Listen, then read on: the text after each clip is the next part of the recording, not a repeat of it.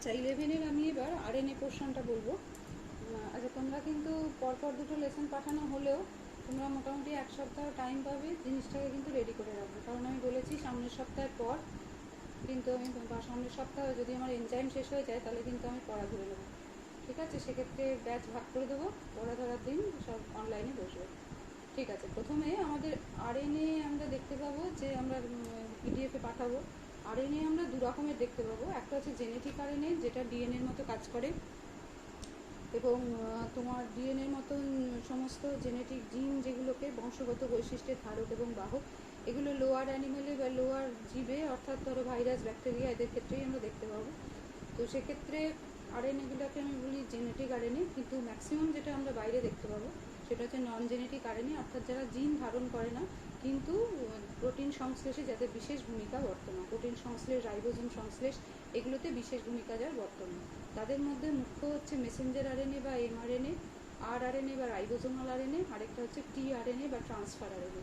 টিআরএনএর অপর নাম soluble RNA বা এসআরএনএ। প্রথম যেটা আমরা দেখতে পাচ্ছি সেটা হচ্ছে এমআরএনএ। যাই হোক, এই আরএনএ সম্বন্ধে ইন জেনারেল একটা কথা বলি, এরা হচ্ছে একদম আদিতম নিউক্লিক অ্যাসিড। নিউক্লিক অ্যাসিডের মধ্যে কিন্তু ডিএনএ এবং আরএনএ, এবং এদের মধ্যে আরএনএ কিন্তু ডিএনএর আগে এসছে। আর এদের যে শর্করা সেটা কিন্তু রাইবোজ শর্করা, পেন্টোজ জাতীয় ডিঅক্সিরাইবোজেরই মতো, শুধু রাইবোজ শর্করা থেকে C2 পজিশন থেকে যদি অক্সিজেন বিজারিত হয়, অক্সিজেন বিদূরিত হয়, তখন সেটাকে আমরা ডিঅক্সিরাইবোজ বলি, যেটা ডিএনএতে দেখতে পাই। আর এখানে কিন্তু আমরা রাইবোজ নামক পেন্টোজ শর্করা দেখতে পাবো। আচ্ছা, এদেরও এককের নাম হচ্ছে নিউক্লিওটাইড, তবে এদেরকে স্পেশাল নাম দেওয়া হয় রাইবোনিউক্লিওটাইড। এরা সাধারণভাবে শাখাবিহীন হয়, সরল রেখার মতন থাকে, তবে কখনো কখনো যেমন এখানেই আমরা দেখতে পাচ্ছি এটা সরল রেখার মতো, এটা কিন্তু গৌণকুণ্ডলী গঠন করে রয়েছে, এরকম একটা আমরা দেখতে পাচ্ছি। তখন লুপ বা গৌণকুণ্ডলী গঠন করতে পারে, তখন আমরা বেস পেয়ারিং দেখতে পাবো। যেমন এখানে কোনো লুপ নেই, এই জায়গাটা লুপ, সেখানে AUGC এই বেস পেয়ারিংটা আমরা দেখতে পাচ্ছি। আর এদের পিউরিন বেসের মধ্যে অ্যাডেনিন গুয়ানিন থাকে, কিন্তু পাইরিমিডিন বেসের মধ্যে ইউরাসিল থাকে থাইমিনের জায়গায়, এবং সাইটোসিনের জায়গায় থাকে। ডিএনএতে যেমন AT বেস পেয়ারিং হয়, এখানে কিন্তু AU বেস পেয়ারিং হবে। ঠিক আছে, গৌণকুণ্ডলী যেখানেই গঠন করবে বা ফাঁস যেখানেই গঠন করবে সেখানে কিন্তু এটা মানে দুটো তন্ত্রী যদি খুব পাশাপাশি এসে যায়, এরা যেমন পাশাপাশি থাকলেও দূরে আছে, এদের মধ্যে কোনো বেস পেয়ারিং ঘটেনি, কিন্তু আমরা অন্যান্য ক্ষেত্রে দেখতে পাবো যে যেমন টিআরএনএতে দেখতে পাবো বেস পেয়ারিং ঘটবে, আর এমআরএনএতে আমরা মোটামুটিভাবে বেস পেয়ারিং দেখতেই পাবো না, কখনোই এটা মোটামুটিভাবে মানে কুণ্ডলী গঠন করে না। ঠিক আছে, হাইড্রোজেন বন্ড দ্বারা বেস পেয়ারিং ঘটে। আর নিউক্লিওটাইডগুলো হচ্ছে 3' to 5' ফসফোডাইএস্টার বন্ধনে দ্বারা যুক্ত থাকে, আর আরএনএটাকে 5' to 3' ধরে নেওয়া হয়। এবার এমআরএনএ কীরকম আমরা দেখতে পাচ্ছি, ওপরেরটা হচ্ছে লাল, ওপরের যেটা দেখো সেটা হচ্ছে এমআরএনএ। এটা হচ্ছে সরল রৈখিক, 300 থেকে 5000টা নিউক্লিওটাইড দ্বারা তৈরি হয়। দৈর্ঘ্য কিন্তু আরআরএনএ এবং টিআরএনএ থেকে অনেকটা বেশি, আর এরা নিউক্লিয়াসের মধ্যে ডিএনএ থেকে ট্রান্সক্রিপশন পদ্ধতিতে তৈরি হয়। এটা পড়তে হবে আমাদের 12-এ গিয়ে পড়বো। এদের বেশি আয়ু নয়, স্বল্প আয়ু, প্রোটিন সংশ্লেষ হয়ে গেলেই এরা নষ্ট হয়ে যায়। আর কোষের মধ্যে 6 থেকে 10% হচ্ছে এমআরএনএ। ঠিক আছে, দেখো 5' প্রান্ত শুরু হচ্ছে গুয়ানিন সজ্জা, এটাকে বলা হয় জি ক্যাপ। এখানে যদিও শুধু ক্যাপ অঞ্চল লেখা আছে, এখানে গুয়ানিনের সজ্জাক্রম বেশি থাকে, সেই জন্য এটাকে জি ক্যাপ বলা হয়। ট্রান্সক্রিপশন অর্থাৎ যখন সৃষ্টি হচ্ছে এমআরএনএটা তখন এটা যুক্ত হয়, এবং ট্রান্সলেশনের সময় হচ্ছে রাইবোজোমের ছোট অবয়বকের সঙ্গে যুক্ত হয়ে ট্রান্সলেশনটাকে শুরু করে। এটা কিন্তু একটা নন কোডিং অঞ্চল। এবার একটা কথা বলি, নন কোডিং অঞ্চল মানেটা কি? নন কোডিং অঞ্চল মানে যেখানে কোনো জিন নেই, যেখান থেকে কোনো বার্তা যাবে না কোনো প্রোটিন সংশ্লেষে, সেটা হচ্ছে নন কোডিং অঞ্চল। তাহলে প্রথমে শুরু হলো ক্যাপ অঞ্চল দিয়ে, জি ক্যাপ, সেটা নন কোডিং অঞ্চল। তারপরে একটা ছোট নন কোডিং অঞ্চল থাকে, তাকে বলা হয় নন কোডিং 1 অঞ্চল। ঠিক আছে, এখানে কোনো জিন থাকে না। এবারে এইটা পুরো, তারপরে প্রারম্ভিক কোডন, এই প্রারম্ভিক কোডন থেকে শুরু করে স্টপ কোডনের আগে পর্যন্ত অঞ্চলটা কোডিং অঞ্চল। প্রারম্ভিক কোডনটা থাকে AUG বলে প্রারম্ভিক কোডন থাকে, কখনো কখনো GUG বলেও হতে পারে।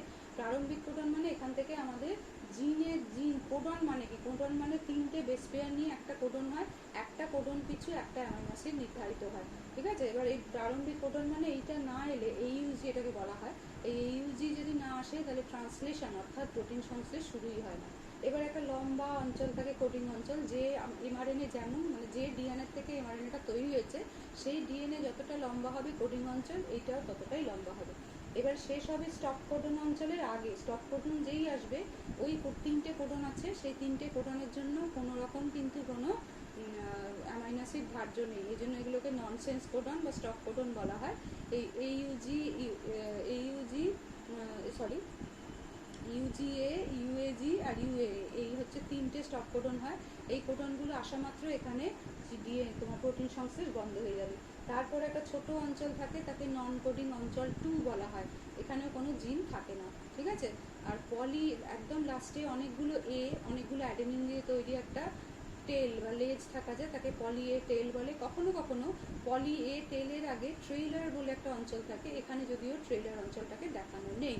তাহলে শুরু হলো ক্যাপ অঞ্চল দিয়ে, তারপর হচ্ছে নন কোডিং অঞ্চল, এই দুটোই নন কোডিং। তারপরে কোডিং অঞ্চল শুরু হচ্ছে স্টপ কোডনের আগে অবধি কোডিং অঞ্চল, তার মধ্যে শুরুতেই প্রারম্ভিক কোডন, তারপরে প্রকৃত কোডিং অঞ্চল। প্রারম্ভিক কোডন সবার ক্ষেত্রেই এক, কোডিং অঞ্চল ভিন্ন ভিন্ন। স্টপ কোডন এসে যাওয়ার আগে পর্যন্ত কোডিং হবে, স্টপ কোডন এসে গেলে সেখানে নন কোডিং অঞ্চল শুরু হচ্ছে অ্যাকচুয়ালি। তারপরে প্রকৃত নন কোডিং অঞ্চল 2 থাকে, তারপরে ট্রেইলার বলে একটা অঞ্চল থাকতে পারে, আর সর্বশেষে থাকে পলি এ টেল। এই পলি এ টেলটা ট্রান্সক্রিপশনের সময় যুক্ত হয়, এবং ওটা যুক্ত হলে পরেই ট্রান্সক্রিপশনটা বন্ধ হয়ে যায়। ট্রান্সক্রিপশন মানে ডিএনএ থেকে আরএনএ তৈরি ট্রান্সক্রিপশন, আর আরএনএ থেকে প্রোটিন তৈরি হচ্ছে ট্রান্সলেশন, ঠিক আছে। আচ্ছা, এবারে হলো পলি এ টেল, এটা তো বলে দিয়েছি। কাজ হচ্ছে ডিএনএ সংকেত যেমন যেমন থাকবে সেই অনুসারে ট্রান্সলেশনের কোডিং স্ট্রাকচার হিসেবেও কাজ করে, মানে এইটাকেই ছাপ হিসেবে নেওয়া হয়, এটার থেকেই প্রোটিনটা তৈরি হয়, ঠিক আছে। চলে যাবে হচ্ছে রাইবোজোমে, রাইবোজোমের মধ্যে গিয়ে আরআরএনএ এবং টিআরএনএ সহায়তায় প্রোটিন তৈরি করবে। চলে গেল।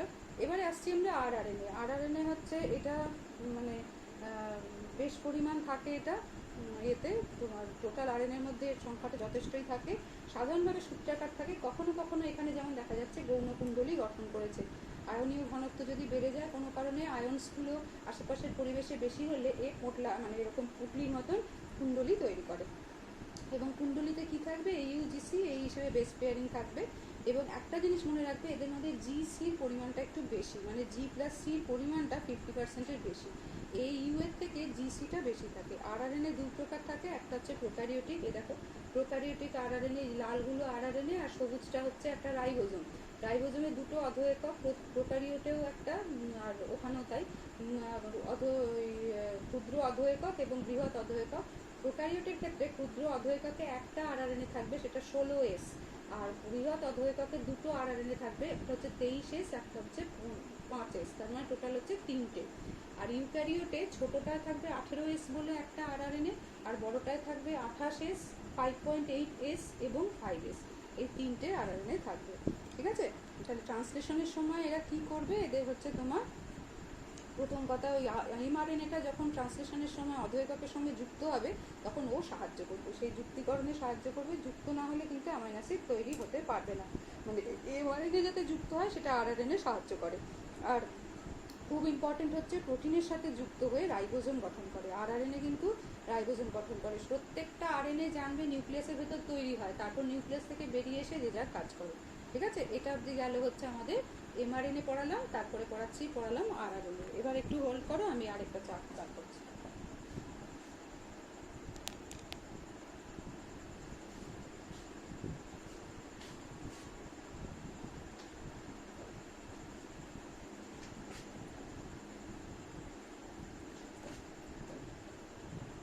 এটা হচ্ছে,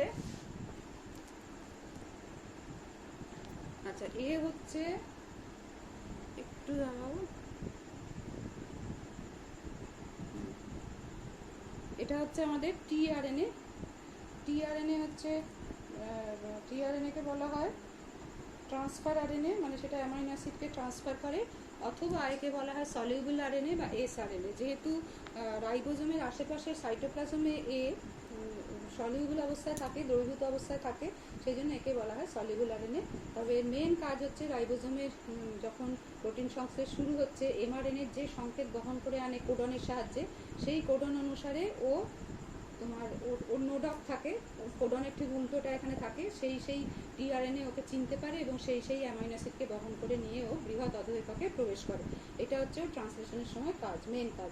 আর এমনিতে ও সাইটোপ্লাজমে দ্রবীভূত অবস্থায় থেকে যায়, ঠিক আছে। এটা কিন্তু একেবারেই সরলরৈখিকও নয়, হ্যাঁ, এটা যথেষ্ট পরিমাণ একটা টিপিক্যাল স্ট্রাকচার, 3 ডাইমেনশনাল ওর একটা স্ট্রাকচার আছে। এখানে 1 ডাইমেনশনাল দেখা হচ্ছে। মোট আরএনএর 10 থেকে 15% টিআরএনএটা হয়, আর ক্ষুদ্রতম যে আরএনএ, হ্যাঁ, সেটা হচ্ছে এই হচ্ছে বেশ ছোটো আরএনএ, কিন্তু এর বিরাট কাজ। এ কিন্তু ক্লোভার লিফ বলে, ক্লোভার বলে একটা গাছ আছে, তার পাতার মতন দেখতে বলে একে ক্লোভার লিফ মডেল বলা হয় এর স্ট্রাকচারটাকে। আচ্ছা, 60টা ধরনের টিআরএনএকে দেখতে পাওয়া যায় সাইটোপ্লাজমে। তারা 21 রকম অ্যামাইনো অ্যাসিডকে শনাক্ত করতে পারে। 3 প্রাইম প্রান্তে OH থাকে, যেটা CCA প্রান্ত বলা হয়, আর 5 প্রাইম প্রান্তে হচ্ছে তোমার তোমার মনোফসফেট গ্রুপ থাকে। আচ্ছা, গৌণ এবং প্রগৌণ ভাঁজ থাকতে পারে।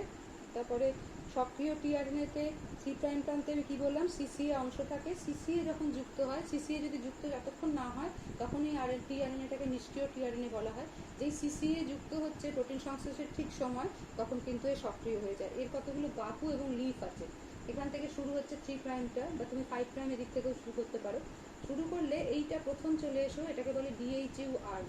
হ্যাঁ, DHU আর্ম বলে। এখানে ডাইহাইড্রো ইউরিডিন বলে একটা ব্যতিক্রমী বেস থাকে, মাঝে মধ্যে থাকে। এই অঞ্চলটাকে বলে DHU স্টেম, আর এই যে পুটলিটা হয়ে রয়েছে এটাকে বলে DHU লুপ।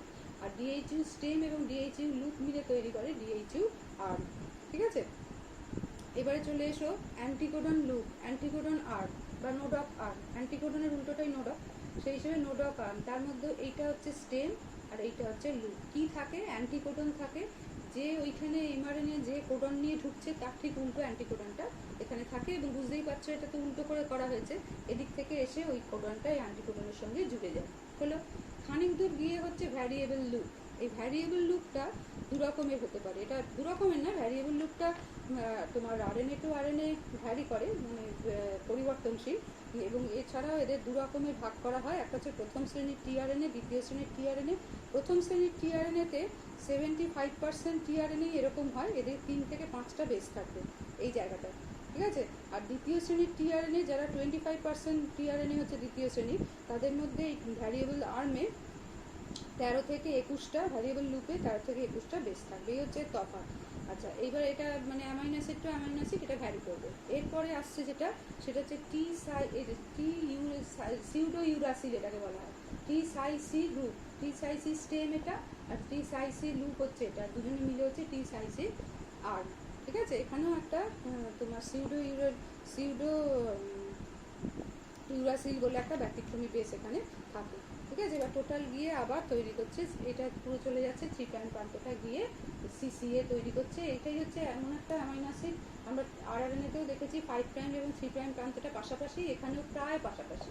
ঠিক আছে, এই চেহারাটাকে বলা হয় ক্লোভার লিফ মডেল। এবং এটা হচ্ছে টিআরএনএ। টিআরএনএ মুখ্য কাজটাই হচ্ছে তোমার এর সময় ট্রান্সলেশনের সময়, মানে প্রোটিন সংশ্লেষের সময় এমআরএনএর সংকেত অনুযায়ী, এমআরএনএর কোডনের সংকেত অনুযায়ী নির্দিষ্ট অ্যামাইনো অ্যাসিডকে সাপ্লাই করা, এবং সেই অ্যামাইনো অ্যাসিডটাকেও কাঁধে করে নিয়ে বড় অধো এককে, রাইবোসোমে বড় অধো এককে ঢুকে যায়। হ্যাঁ, এইভাবে ও কিন্তু অ্যামাইনো অ্যাসিডের একটা চেন বানাতে শুরু করে। এটা হচ্ছে ওর কাজ। তাহলে আমাদের আরএনএটা শেষ হয়ে গেল, ডিএনএ আরএনএ দুটো শেষ হয়ে গেল। আমি মোটামুটিভাবে নোট পাঠিয়ে দেবো। তোমাদের একটু চাপ হবে এখন, কিন্তু সিলেবাসটা একটু চাপ হবে, বুঝেছো? হ্যাঁ, একটু আমি স্পিডে এগোবো।